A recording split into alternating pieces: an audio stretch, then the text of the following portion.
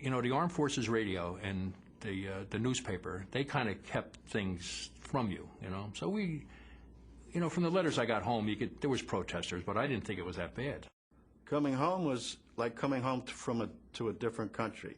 In '68, it seemed like there was so much going on back home that I didn't know about, that it was Martin Luther King had been assassinated, Robert Kennedy had been assassinated. I didn't know any of that.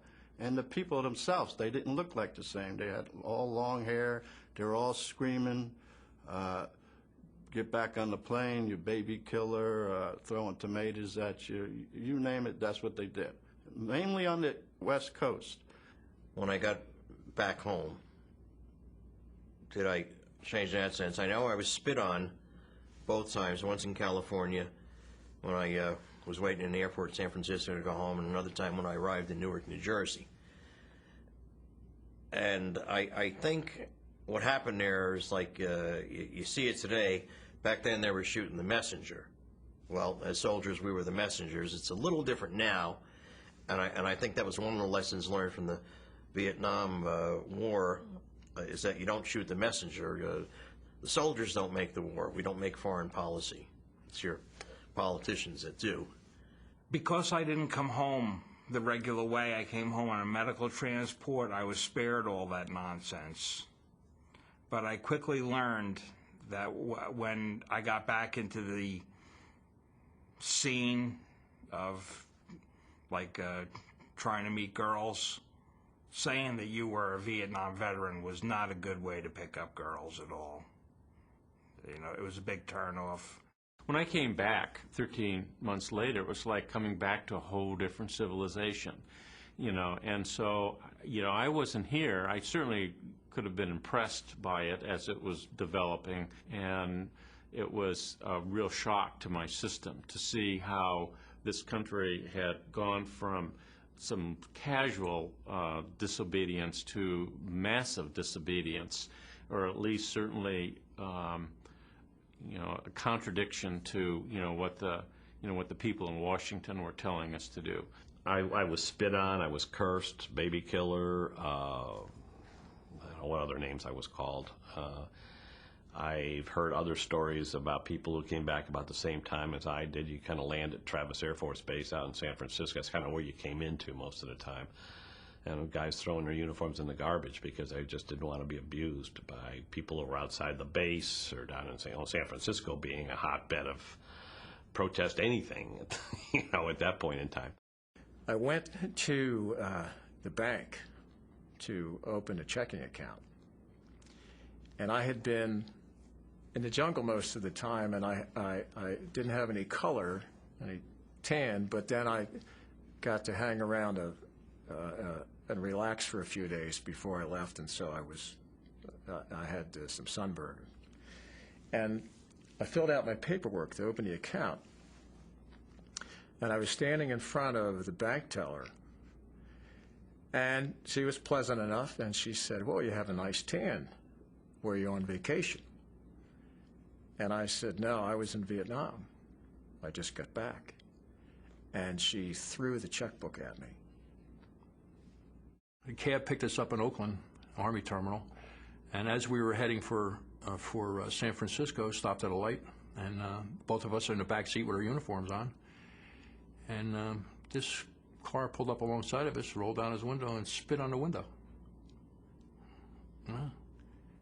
And so that was my first, you know, what's this, you know? So we told the cab driver, as soon as you get down in San Francisco, you got to get us to a men's clothing store, and we got to get out of these uniforms, you know? When I came home, a number of people, friends, relatives, wanted to ask me about what had happened. I really didn't want to talk about it too much. I set up with my wife's family one evening. I told them to be there at 8 o'clock, and I would tell them anything that they wanted to hear. But at 12 o'clock, just like Cinderella, I would take the slippers off, and I would never speak about Vietnam ever again. I dare say in the 30 years after I came home, I did not say the words Vietnam 10 times. We came into Newark Airport, and I was home. and it was raining, just like Vietnam. It was raining like hell. I didn't care. It was like 2, 3 o'clock in the morning, too. And you couldn't get a bus. So I found this cabbie. He says, how much take me to Mattawan? I think he said like $10 or $15 or something like that. I said, I don't care. Okay, I'll take you, he says. Good.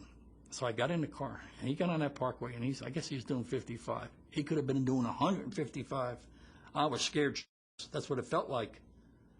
Like he was going like a jet plane. I was scared, doing 55 miles an hour. I guess after a year of walking and not doing more than 10 miles an hour, you lose that rush with the speed. And it was, I fought that. He got me home to the end of the street. I said, stop here. I didn't want him to pull up in front of my house. And I grabbed my sea bag and stuff, and I got out of the car, gave him a $50 bill, and I told him to keep it.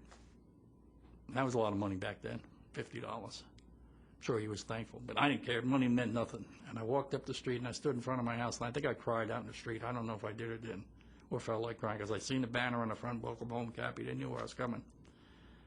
And then it was nothing fancy, but then I knew I was home. Well, I remember coming back, McGuire Air Force Base, and they had sheets up all along the fencing because all the anti-war protesters were there yelling "baby killer" and spitting on people, and that typical scenario that you hear a lot of veterans talk about. But my father, I idolized my father, and he made me feel that what we did was the right thing, and it was important, even though what I went through was traumatic, that he accepted me. That's when I really clicked with my father. My father fought at Iwo Jima, Guam, and Bougainville, and I came back, and my father accepted me as another combat veteran, which meant the world to me. My family and friends treated me fine, unless I didn't pick up what they were really saying, but they all treated me fine, It was no problem. They were very proud of me that I went, especially my father. He was fortunate enough not to have to go to war. Well, he made airplanes during World War II, so, he was so proud that I went, because his brother was in the service, both of his brothers and cousins. So it was like a family tradition, if you will. Of course, if I could have gotten out of the draft, I would have, legally. It took me like 10 years to admit that I was in the service for a lot of reasons. I went to college, and I was only like 18 months older than anybody in my class, but you couldn't, they looked at you a little differently because you were a veteran, you'd been to Vietnam and stuff, and if I didn't have a veterans fraternity at college, I wouldn't have really probably made it through college because it was really tough. It's hard to imagine, but it was. Even when you came home on leave before I went to Vietnam, people were like, "Oh, you're in the service?" Just about everybody. When I was job interviewing and what have you, where people just asked, "Where you been, Carl?" I said, "I've been to Vietnam," and that was the end of the conversation. Look at you like didn't say anything, so there was nobody to talk to. One of the comments that I made as I was entering that plane, I remember taking off my hat, looking up to the top of the airplane and telling God that I would never complain about anything. Thank you very, very much for helping me go home.